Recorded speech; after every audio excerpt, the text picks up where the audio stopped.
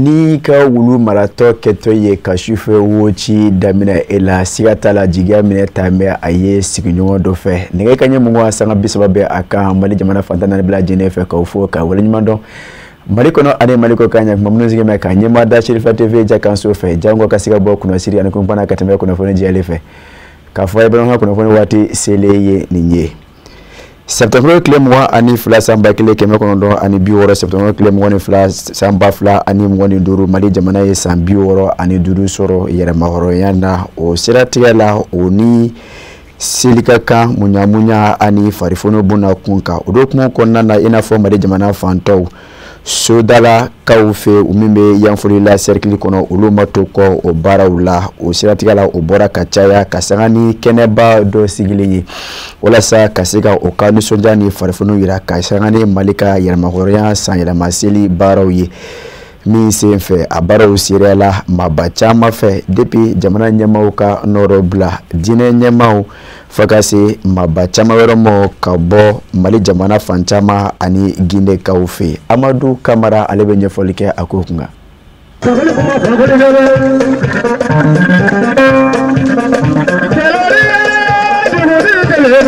ka bɛni Mali ka san 60 ani 5 sɔrɔli yɛrɛmahɔrɔnya hukumu kɔnɔna na sɔdala n'a bɛ yanfɔli la cercle fɛ kɛrɛnkɛrɛnnenya la bozo danga na a cɛ ni muso denmisɛn ani maabakɔrɔ u bɛɛ lajɛlen farala ɲɔgɔn kan n'o ye bozow ka jɛrɛjɛkuluba ye ka nin nisɔndiya kɛ bonya ni karama ni munyamunya kɔnɔna na hakilina min ye an bila o la o ye bɛn ni kɛlɛya ye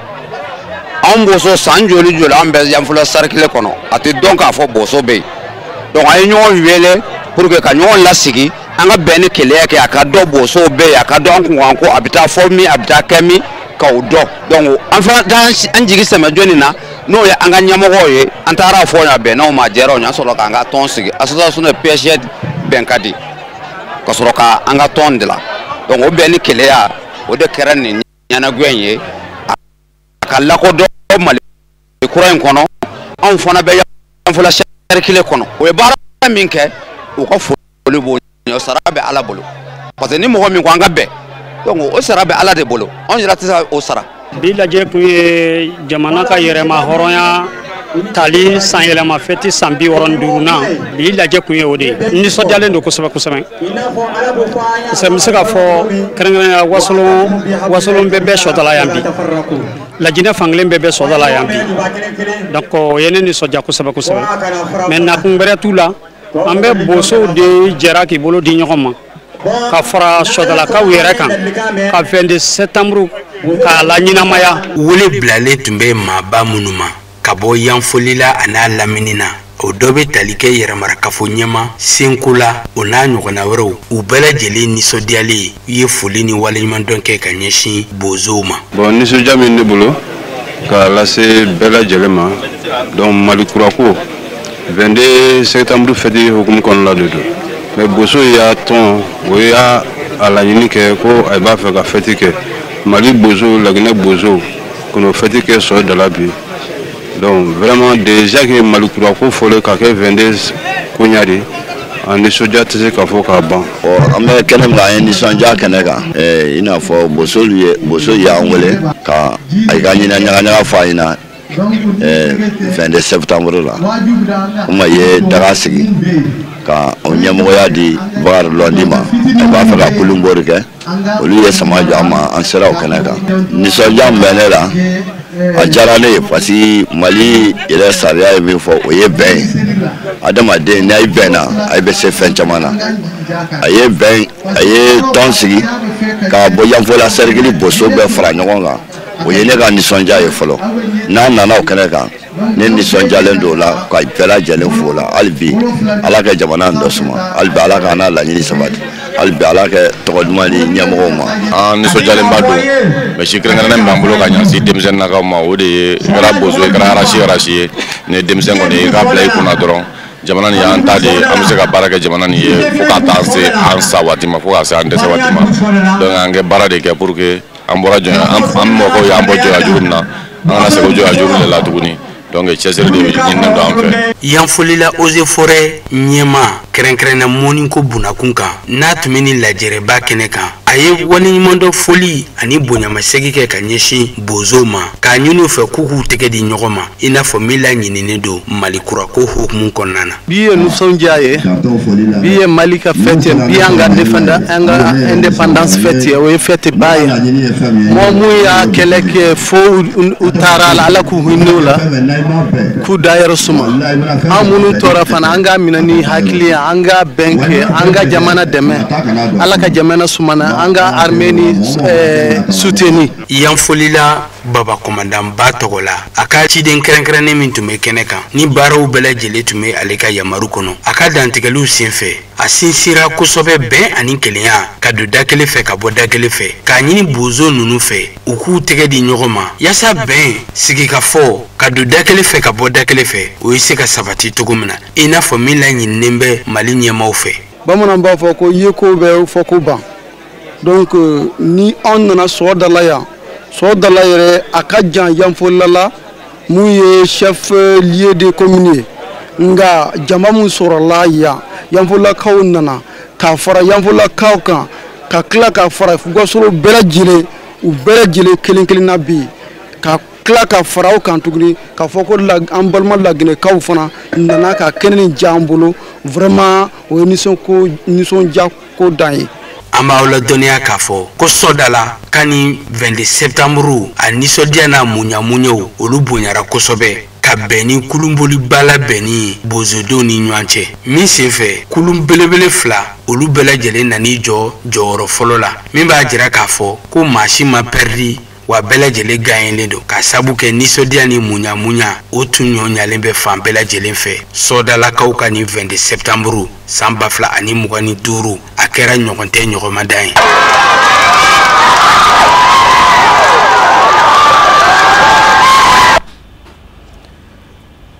Kuma cogo cɛni a ka ja kuma cogo ɲuman ka se ka olu gindo do maaw kɔrɔ jama kɛra seereya ye o kɛnɛba dɔ sigili la min kɛra ka bɛn ni jumadon septembre tile 26 san 2025 ye dunandukiso hôtel de l'amitié kɔnɔna Bamakɔkaw fɛ ye ka sanga ni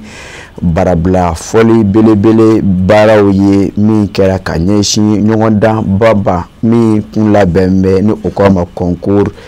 univers des orateurs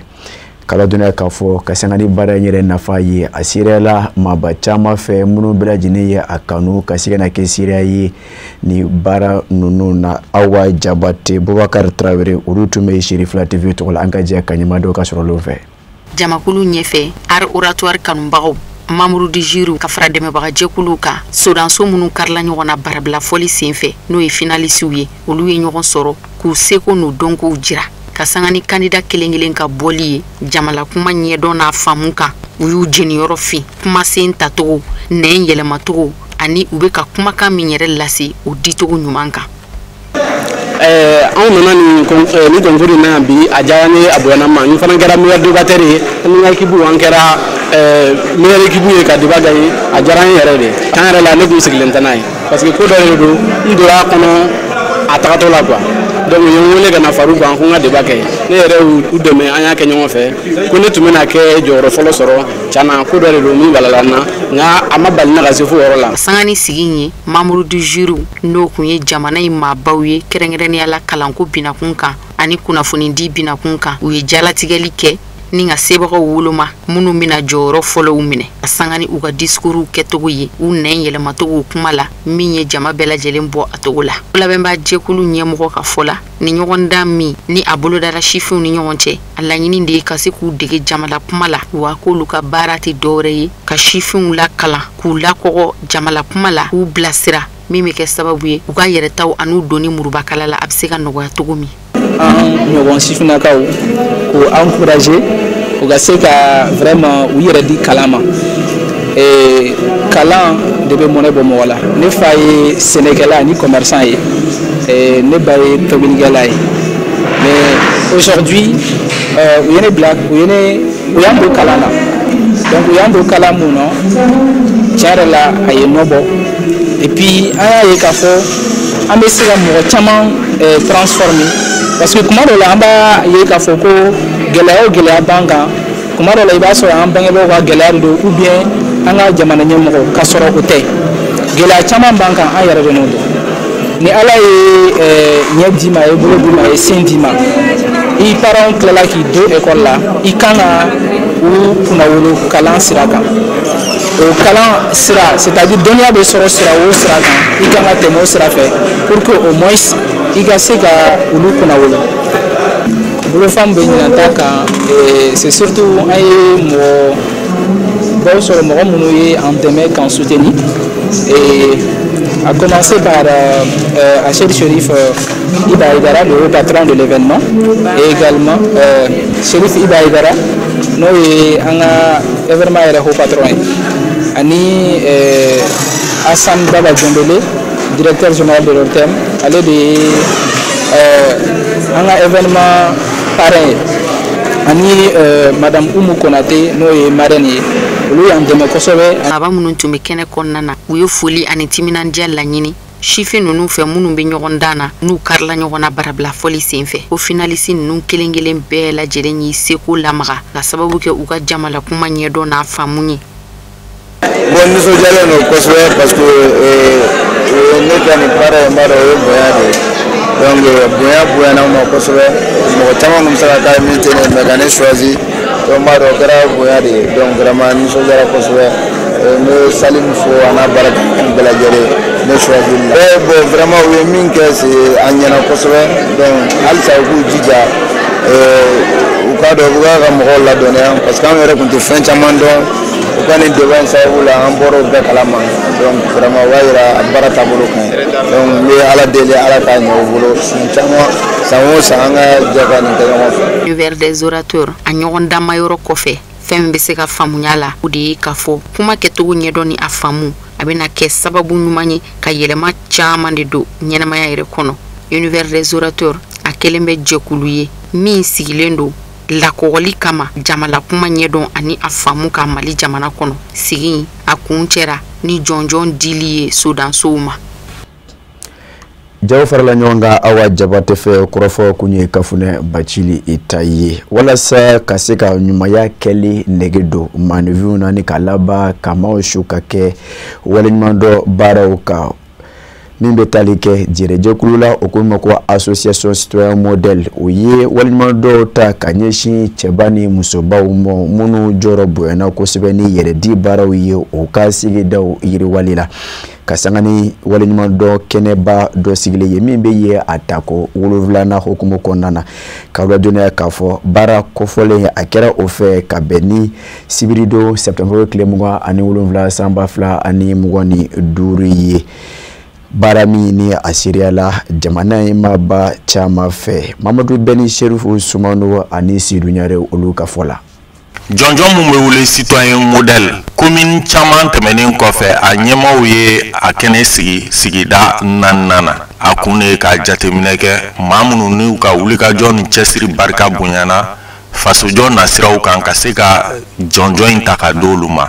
maa minnu garisɛgɛ donna a jɔnjɔn na a maa ka ca a maaw la Sherifula télé journaliste Ousmane Kane ale tun b'o la an b'a ladɔnniya k'a fɔ a laɲini fanba ti dɔwɛrɛ ka se ka maaw ka baara ɲuman kelenw yira jama la. N'o ka to ka taa sigidaw la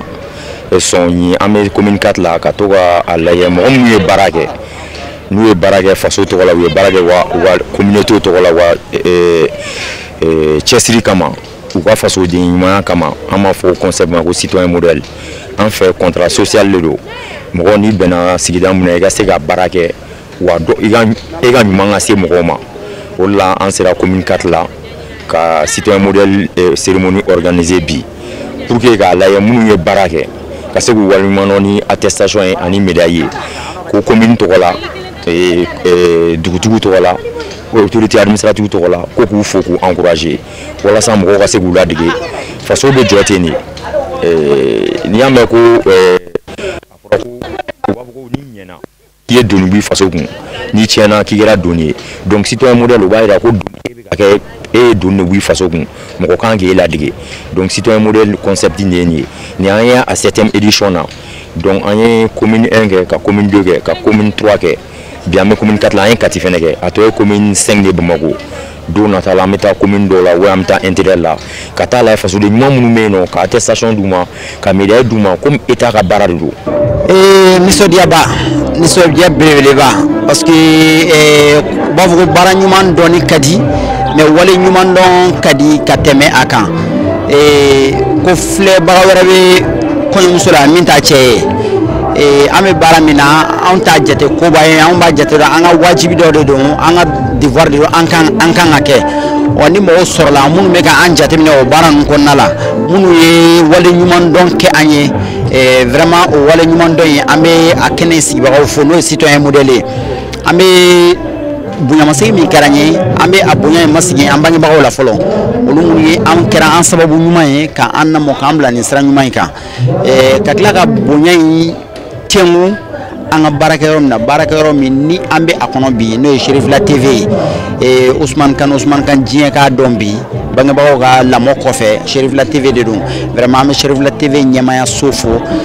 Sherifila TV tutigɛbaga a hakilina ɲuman tabaga n'o ye an karamɔgɔ Seydi Sherif Ousmane Madani Hayidara an bɛ jɔnjɔn tɛngu a la k'a fɔ ka wale ɲuman dɔn k'a fɔ k'a ni faso de ɲumanya an tɛ ɲina an yɛrɛ ka commune kɔ ni o ye commune 4 ye an yɛrɛ bangeyɔrɔ ani an mɔyɔrɔ n'o ye commune 4 ye kɛrɛnkɛrɛnnenya an dala ye an bɛ commune 4 bɛɛ lajɛlen fo commune 4 ɲɛmaa fɛn fɛn bɛ kɛnɛ kan ani an balima fɛn fɛn ni jɔnjɔn ɲɔgɔn sɔrɔ an bɛ u bɛɛ lajɛlen fo k'a fɔ u bɛɛ ka barika ka citoyen modèle min ye nin kɛnɛ sigi sen kan an bɛ u yɛrɛ fana fo ko wale ɲuman na kosɛbɛ. maa min kɛra nin kɛnɛ in denfa ye a ye foli kɛrɛnkɛrɛnnen kɛ k'a ɲɛsin nin ko hakilina tabagaw ye k'a sababu kɛ a bɛ fasodenw bila baara la ka d'a kan n'i ye maa wale ɲuman dɔn a ka baara ɲuman kɛli la o bɛ courage don a la ka caman fara baara kan maa minnu fana tɛ baara kɛ olu b'u ɲɛmada u fɛ an b'a ladɔnniya fana k'a fɔ maa minnu garisɛgɛ donna nin jɔnjɔn in na an ka minisiri kɔrɔ Musa Mara bɛ o maaw la nka a ka jɔnjɔn minɛna a jɛɲɔgɔn dɔ fɛ k'a sababu kɛ ale yɛrɛ tɛna se ka kɛnɛ sɔrɔ.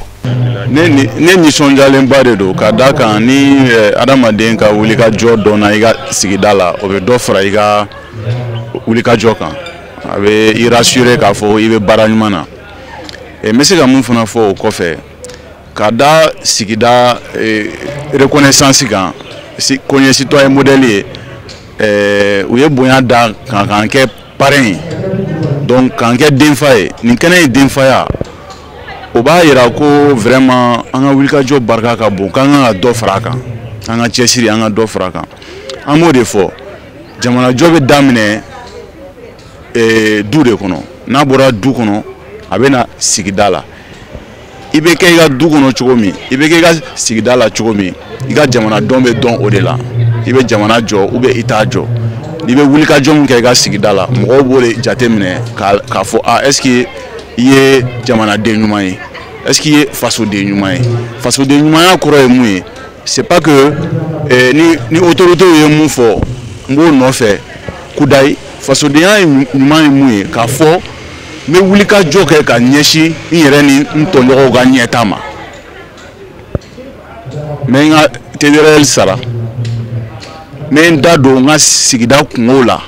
a bɛ se ka ɲɛnabɔ cogo min n bɛ seko ni dɔnko kɛ k'a ɲɛnabɔ anw bolo o de ye fasoden ɲumanya ye. an b'a hakili lajigin k'a fɔ maa minnu ye citoyen modèle ɲɛmaaw ani a hakilina tabagaw ye u ye a yira u ka kumaw la k'a fɔ ko don nataw la u bɛna se Bamakɔ commune tɔw kɔnɔna la wali kelen Mali yɛrɛ fan dɔw fɛ. o fana b'an sɛnsɛn k'an kun da diɲɛ fan wɛrɛ kibaruyaw kan a bɛ lakale Amadu Kamara de fɛ. Laginɛ jamana kɔnɔ san 4 kɔfɛ fanga jaso kɔfɛ Guinée marabakɔrɔw n'o ye golomasiri tabaw ye u ye don fɔ don min na laginɛkadenw na wele ka taa kala ta u ka jamana ɲama kura yasa o baaraw ye se ka kɛ cogo min na n'o bolo dalen bɛ décembre kalo tile 28 san 2005 nata k'aw ladɔnniya k'a fɔ Laginɛ jamana kɔnɔ a bi waati janbɔ kunnafoni lasira Laginɛ jabarani soba la u ka babu sentigi fɛ kɛ ka bɛn ni sibiri wulakile waatiw ye. O kunnafoni in bi kɛ sababu ye ka se ka Laginɛ jamana lasegi bɛjɛ fanga hukumu kɔnɔna na min tun layidu talen bɛ Guinée marabaw fɛ n'o ye finitigilakaw ye. Nin waleya in kɛra tile kelen kɔfɛ Guinée jamana kɛlen ka sariya sunba kura ta ni Laginɛ ka den fanba diɲɛna n'a ye. K'aw ladɔnniya k'a fɔ ko ni sariya sunba kura ale bɛna u ka charte de la transition o nɔna bila. Wa sariya sunba kura min tale filɛ nin ye a jirala kɔnɔna na k'a fɔ ko fɛn min ye jamana ɲɛma n'o ye Général Mamadi Doumbouya ko ale bɛ se k'i kanbɔ jamana ɲɛmaya nɔfɛ kalafili min bolodalen bɛ décembre kalo tile 28 san 2005 nata.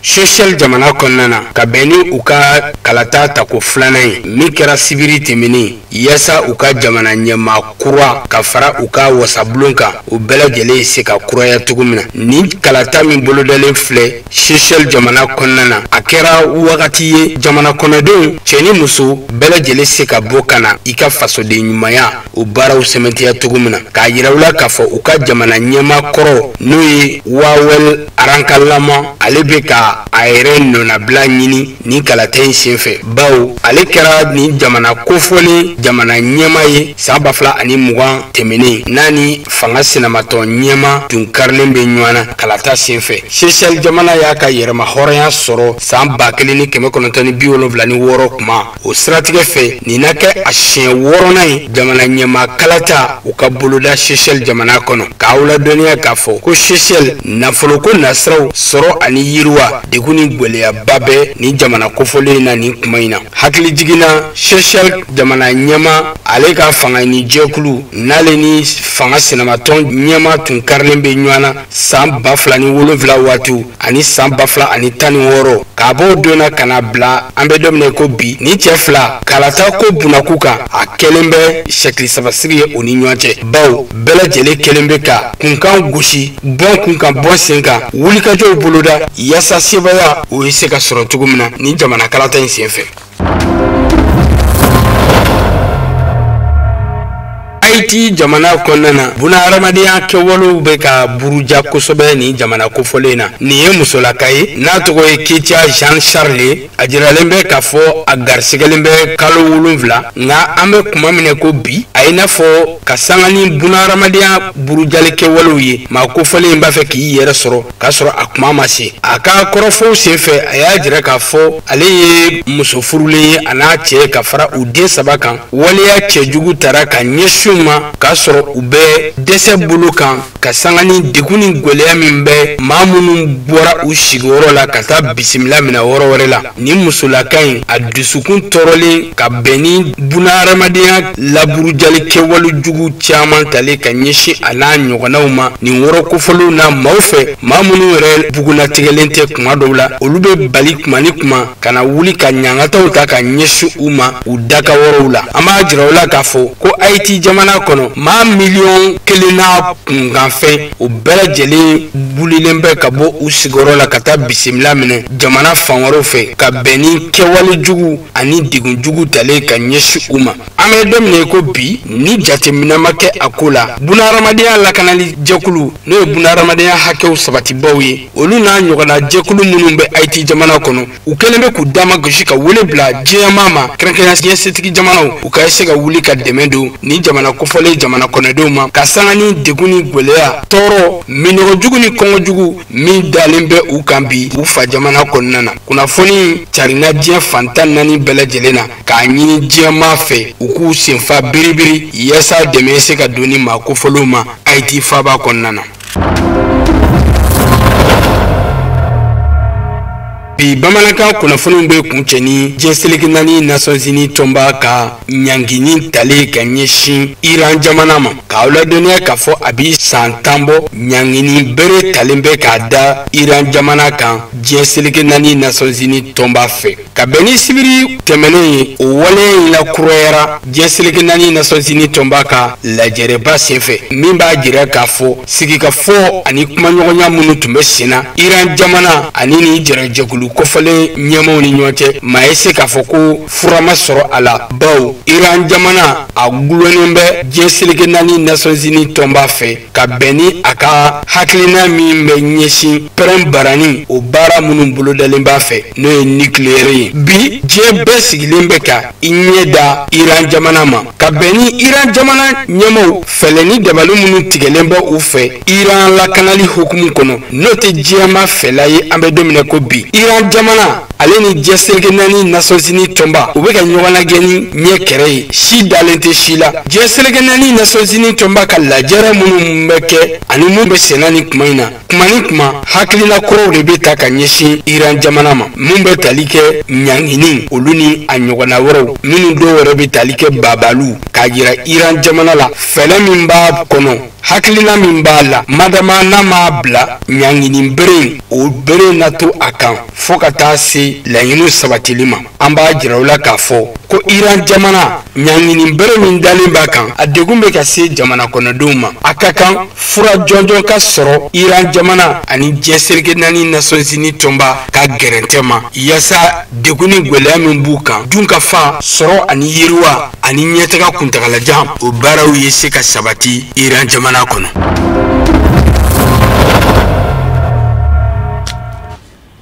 Kasi ka ofo kokura malikuna ani maliko kamunu musiki meka nyamada Sherifa TV manu wati na bo ni bige sobo ka dansigi bibanga kuna fonu sorola minzera ka faranyonga ka bintu ma kuna fondiso nyama ya sofe la celebra aw ni fotmata ya kanere be nyon sora ya sanu tema fola ka be ani basigina mari jamana konna na fo se jefana na blajenema de ba fo akambe jen wati wore